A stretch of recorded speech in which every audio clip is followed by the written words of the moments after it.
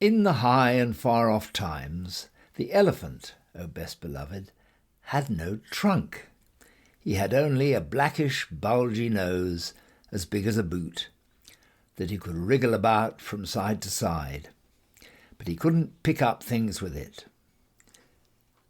But there was one elephant, a new elephant, an elephant's child, who was full of satiable courteosity, and that means he asked ever so many questions.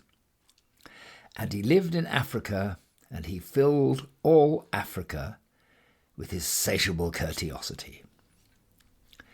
He asked his tall aunt, the ostrich, why her tail feathers grew just so, and his tall aunt, the ostrich, spanked him with her hard, hard claw.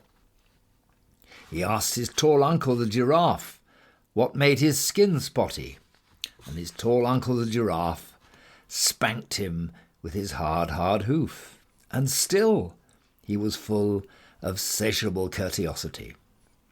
He asked his broad aunt, the hippopotamus, why her eyes were red, and his broad aunt, the hippopotamus, spanked him with her broad, broad hoof. And he asked his hairy uncle, the baboon, why melons tasted just so, and his hairy uncle, the baboon, spanked him with his hairy, hairy paw. And still he was full of satiable courteosity. He asked questions about everything that he saw or heard or felt or smelt or touched, and all his uncles and his aunts spanked him, and still he was full of satiable courteosity.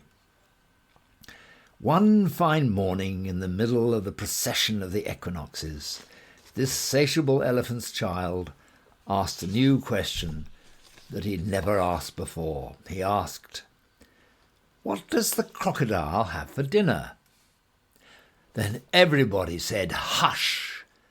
in a loud and dreadful tone, and they spanked him immediately and directly without stopping for a long time.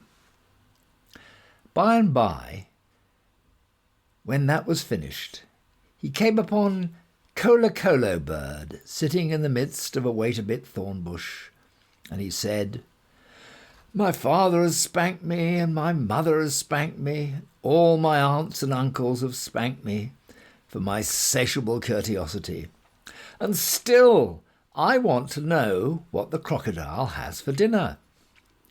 Then Colo bird said, with a mournful cry, "Go to the banks of the great grey, green, greasy Limpopo River, all set about with fever trees, and find out." That very next morning, when there was nothing left of the equinoxes because the procession had proceeded according to precedent, this satiable elephant's child took 100 pounds of bananas, the little short red kind, and 100 pounds of sugar cane, the long purple kind, and 17 melons, the greeny crackly kind, and said to all his dear families, "Goodbye, I'm going to the great grey green greasy Limpopo River, all set about with fever trees, to find out what the crocodile has for dinner." And they all spanked him once more for luck, though he asked them most politely to stop. And then he went away, a little warm, but not at all astonished, eating melons and throwing the rind about, because he couldn't pick it up.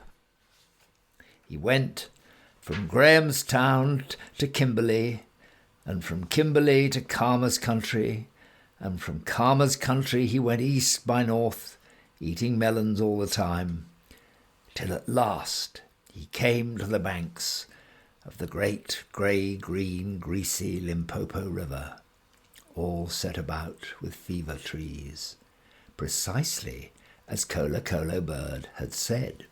Now you must know and understand, O best beloved, that till that very week and day and hour and minute, this satiable elephant's child had never seen a crocodile, and didn't know what one was like. It was all his satiable curiosity. The first thing that he found was a bicoloured python rock snake, curled round a rock. "Excuse me," said the elephant's child most politely, "have you seen such a thing as a crocodile in these promiscuous parts?" "Have I seen a crocodile?" said the bicoloured python rock snake, in a voice of dreadful scorn. "What will you ask me next?"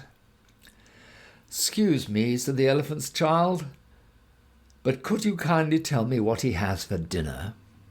Then the bicoloured python rock snake uncoiled himself very quickly from the rock and spanked the elephant's child with his scalesome, flailsome tail. "That is odd," said the elephant's child, "because my father and my mother and my uncle and my aunt, not to mention my other aunt, the hippopotamus, and my other uncle, the baboon, have all spanked me for my satiable curiosity, and I suppose this is the same thing." So he said goodbye very politely to the bicoloured python rock snake, and helped to coil him up on the rock again, and went on, a little warm, but not at all astonished, eating melons and throwing the rind about because he couldn't pick it up, till he trod on what he thought was a log of wood at the very edge of the great grey, green, greasy Limpopo River, all set about with fever trees. But it was really the crocodile, O best beloved, and the crocodile winked one eye like this. "Excuse me," said the elephant's child, most politely, "but do you happen to have seen a crocodile in these promiscuous parts?" Then the crocodile winked the other eye and lifted half his tail out of the mud, and the elephant's child stepped back most politely because he didn't wish to be spanked again. "Come hither, little one," said the crocodile. "Why do you ask such things?"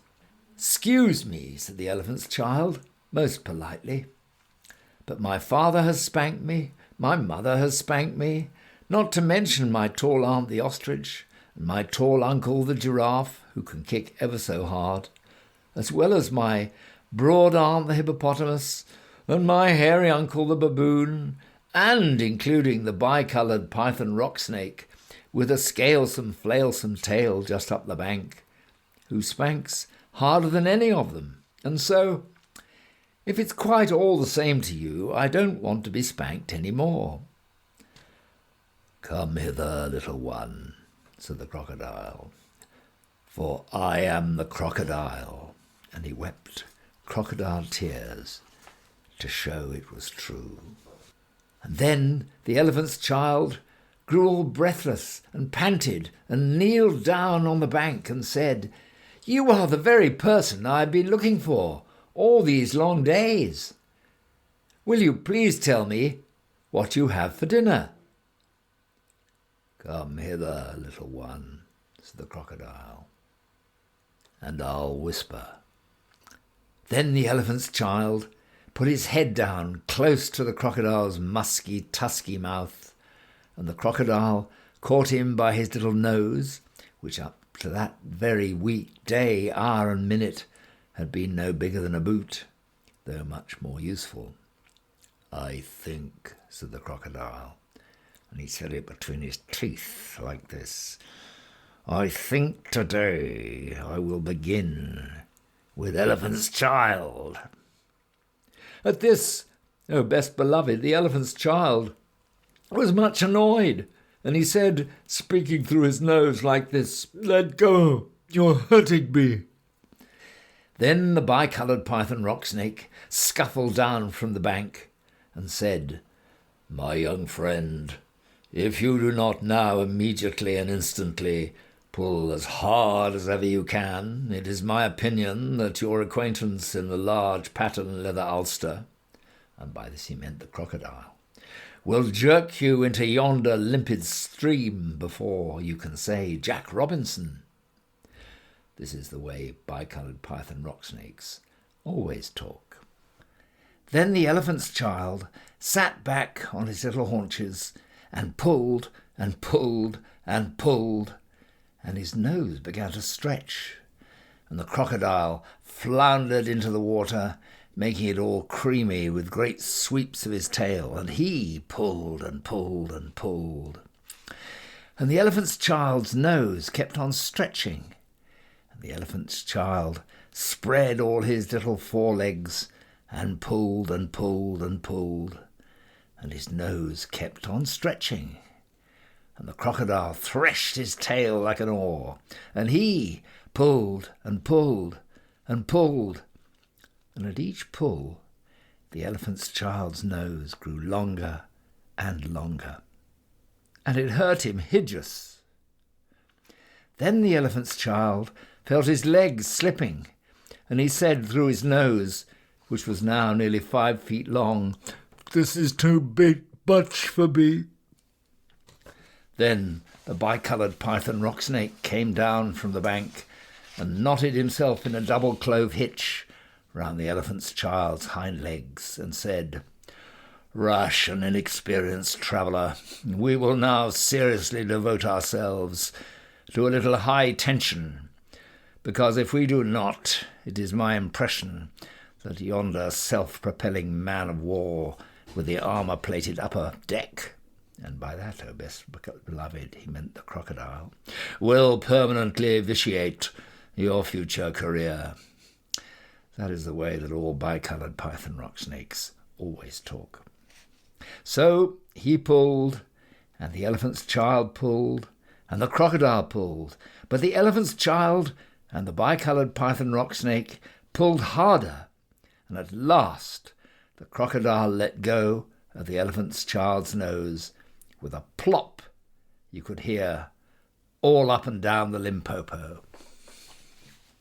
Then the elephant's child sat down most hard and sudden, but first he was careful to say thank you to the bicoloured python rock snake, and next he was kind to his poor pulled nose and wrapped it all up in cool banana leaves and hung it in the great grey-green greasy Limpopo to cool.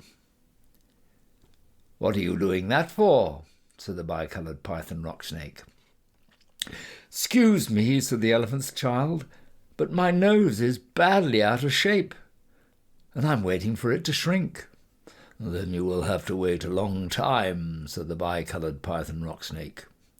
"Some people do not know what is good for them." The elephant's child sat there for 3 days, waiting for his nose to shrink, but it never grew any shorter.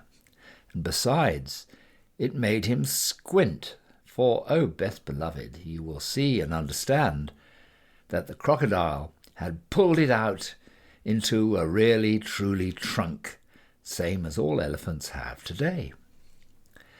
At the end of the 3rd day, a fly came and stung him on the shoulder, and before he knew what he was doing, he lifted up his trunk and hit that fly dead with the end of it. "Vantage number 1, said the bicoloured python rock snake. "You couldn't have done that with a mere smear nose. Try and eat a little." Before he'd thought what he was doing, the elephant's child put out his trunk and plucked a large bundle of grass, dusted it clean against his forelegs, and stuffed it into his own mouth. "Vantage number 2, said the bicoloured python rock snake. "You couldn't have done that with a mere smear nose. Don't you think the sun is very hot?" "It is," said the elephant's child, and before he thought what he was doing, he slooped up a sloop of mud from the banks of the great grey-green greasy Limpopo and slapped it on his head, where it made a cool, sloopy, sloshy mud-cap, all trickly behind his ears. "Vantage number 3, said the bicoloured python rock snake. "You couldn't have done that with a mere smear nose. Now, how do you feel about being spanked?" "Excuse me," said the elephant's child, "but I should not like it at all." "How would you like to spank somebody?" said the bicoloured python rock snake. "I should like it very much indeed," said the elephant's child. "Well," said the bicoloured python rock snake, "you will find that your new nose is very useful to spank people with." "Thank you," said the elephant's child. "I'll remember that. And now I think I'll go home to all my dear families and try." So the elephant's child went home across Africa, frisking and whisking his trunk.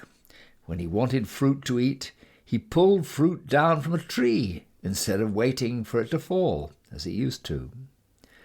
And when he wanted grass, he plucked grass up from the ground instead of going on his knees, as he used to do. When the fly bit him, he broke off the branch of a tree and used it as a fly whisk. And he made himself a new, cool, slushy, squishy mud cap whenever the sun was hot. When he felt lonely walking through Africa, he sang to himself down his trunk, and the noise was louder than several brass bands. He went specially out of his way to find a broad hippopotamus. She was no relative of his, and he spanked her very hard to make sure that the bicoloured python rock snake had spoken the truth about his new trunk. The rest of his time he picked up the melon rinds that he had dropped on his way to the Limpopo, for he was a tidy pachyderm. One dark evening he came back to all his dear families, and he coiled up his trunk and said, "How do you do?" And they were very glad to see him, and immediately said, "Come here and be spanked for your satiable courteosity." "Pooh," said the elephant's child, "I don't think you people know anything about spanking. But I do, and I'll show you." And then he uncurled his trunk and knocked two of his dear brothers head over heels. "Oh, bananas," they said. "Where did you learn that trick? And what have you done to your nose?" "I got a new one from the crocodile on the banks of the great grey-green, greasy Limpopo River," said the elephant's child.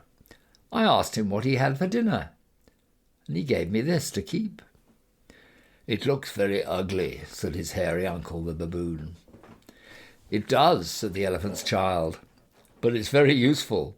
And he picked up his hairy uncle, the baboon, by one hairy leg and hove him into a hornet's nest.